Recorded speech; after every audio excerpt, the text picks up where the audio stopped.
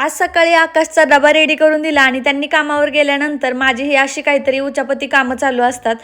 आज हे अस्ताव्यस्त झालेलं कपाट मला आवरून घ्यायचं होतं। आता बाकीचं तर सगळं सेट होतं, फक्त ह्यांचे कपडेच थोडेसे घड्या मोडल्या होत्या, त्याच्यामुळे म्हटलं चला आज ते पण करून घेऊया। तर त्यांचे कपडे आवरतानाच आहे ना बरेचसे कपडे असे पण त्याच्यामध्ये निघाले की ते बरेचसे धुवायचे पण होते। धुवायचे कपडे बाजूला काढले, इस्त्रीचे बाजूला काढले आणि परत आहे तसं कपाट व्यवस्थित लावून ठेवलं। आता आजच्या पुरतं एवढं काम बास झालं। त्यानंतर आज आम्हाला जायचं होतं जरा बाहेर, ते काम करून आलो आणि आल्यावर मी पटकन स्वयंपाक आवरून घेतला आणि स्वयंपाक झाल्याच्या नंतर आहे ना भरपूर वेळ शिल्लक होता म्हणून म्हटलं आज बटाट्याचे काप करावे।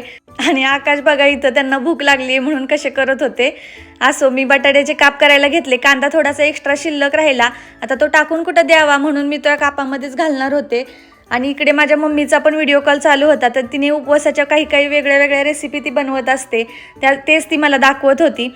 आता एवढं सगळं बनवलं होतं तर म्हटलं थोडेसे भजी पण काढून घ्यावेत। आम्ही मस्त गरमागरम जेवण करून घेतलं आणि माझी बाकीची कामं आवरली आणि आता वेळ शिल्लक आहे तर सकाळच्यासाठी भाजी पण निवडून ठेवते। भेटूया उद्याच्या व्लॉगमध्ये। Okay bye.